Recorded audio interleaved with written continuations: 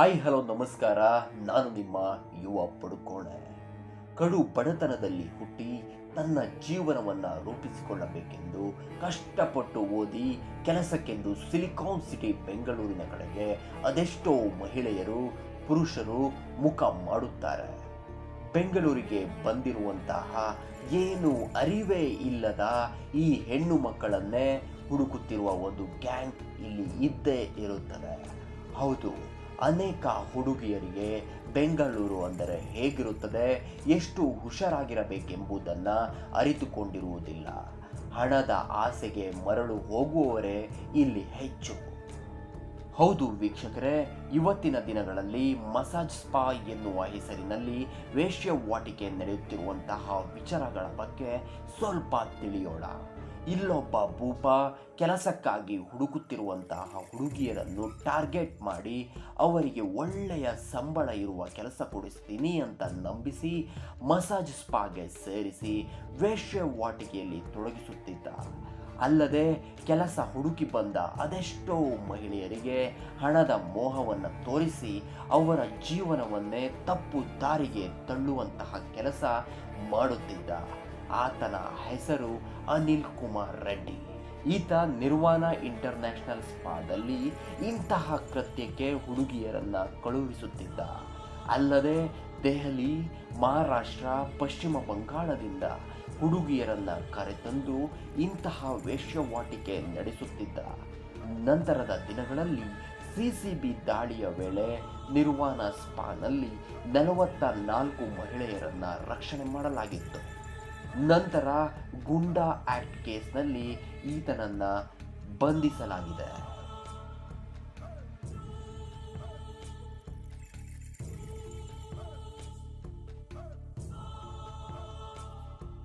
ಇದಲ್ಲದೆ ಈ ಹಿಂದೆ ಕೂಡ ಒಬ್ಬ ಟೆಕ್ಕಿ ತಿಂಗಳಿಗೆ 1.5 ಲಕ್ಷ ಸಂಬಳ ಕೂಡ ಆತ ಕೆಲಸ ಮಾಡೋ ಕಂಪನಿಯೊಂದರಲ್ಲಿ ತೆಗೆದುಕೊಳ್ಳುತ್ತಿದ್ದ. ಹಣದ ದಾಹಕ್ಕೆ ಬಿದ್ದು ಸ್ಟಾಕ್ ಮಾರ್ಕೆಟ್ನಲ್ಲಿ ಹಣ ಹೂಡಿಕೆ ಮಾಡಿ ಹಣವನ್ನು ಕಳೆದುಕೊಳ್ಳುತ್ತಾನೆ.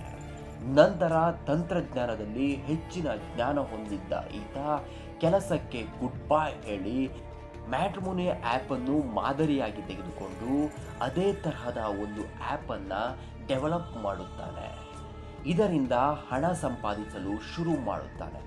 ವಿವಾಹವಾಗಲು ಇಚ್ಛಿಸಿರುವಂತಹ ಯುವಕ ಯುವತಿಯರನ್ನು ಆ್ಯಡ್ ಮಾಡಿ ಸಂಪರ್ಕ ಕಲ್ಪಿಸಿ ಅವರಿಂದ ಹಣವನ್ನು ಪಡೆಯುತ್ತಿದ್ದನು. ನಂತರ ಬಿಟೆಕ್ ಮುಗಿಸಿದ ಯುವಕನೊಬ್ಬ ಈತನಿಗೆ ಸಿಗುತ್ತಾನೆ.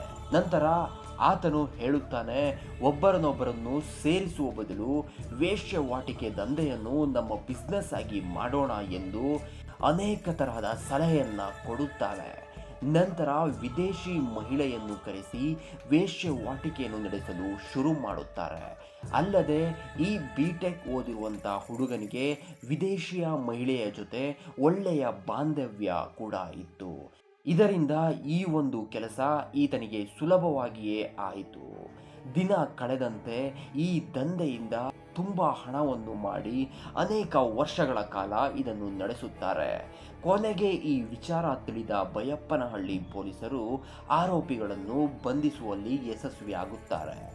ಯುವಕರೇ, ಎಚ್ಚರದಿಂದಿರಿ. ಮಸಾಜ್ ಸ್ಪಾಗಳ ದಂಧೆಗೆ ನೀವು ಬಲಿಯಾಗಬೇಡಿ. ಇತ್ತೀಚಿನ ದಿನಗಳಲ್ಲಿ ಇಂತಹ ಘಟನೆ ನಡೀತಾನೇ ಇದೆ. ಅದೆಷ್ಟೋ ಜನ ಮಹಿಳೆಯರು ತಿಳಿದೋ ತಿಳಿದೇನೋ ಇಂಥವರ ಕೈಗೆ ಸೇರುತ್ತಾರೆ. ಹಣದ ಮೋಹಕ್ಕೆ ದಾಸರಾಗಬೇಡಿ. ಎಷ್ಟೇ ಕಷ್ಟ ಆಗಲಿ, ನಾವು ಸಂಪಾದಿಸಿರುವ ಹಣದ ಬಗ್ಗೆ ಇನ್ನೊಬ್ಬರು ಪ್ರಶ್ನಿಸಿದಾಗ ಎದೆ ಉಬ್ಬಿಸಿ ಗೌರವದಿಂದ ಹೇಳುವ ಹಾಗೆ ಇರಬೇಕೇ ಹೊರತು ಇಂತಹ ನೀಚ ಕೃತ್ಯಗಳಿಂದ ಹಣ ಮಾಡಿದೆ ಎಂದು ತಮ್ಮ ಬಾಯಲ್ಲಿ ಹೇಳಲಾಗದೆ ತೊದಲುವ ಹಾಗೆ ಆಗಬಾರದು. ಇಂತಹ ಸ್ಪಾಗಳಿಗೆ ಹೋಗಿ ನಿಮ್ಮ ಜೀವನವನ್ನು ಹಾಳು ಮಾಡಿಕೊಳ್ಳಬೇಡಿ.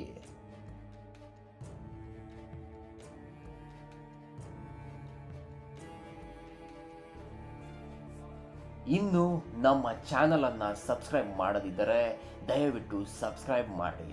ಮತ್ತೆ ಸಿಗ್ತೀನಿ ಇನ್ನೊಂದು ಕುತೂಹಲಕಾರಿ ಘಟನೆಯೊಂದಿಗೆ. ನಿಮ್ಮ ಯುವ ಪಡುಕೋಣೆ. ಧನ್ಯವಾದಗಳು.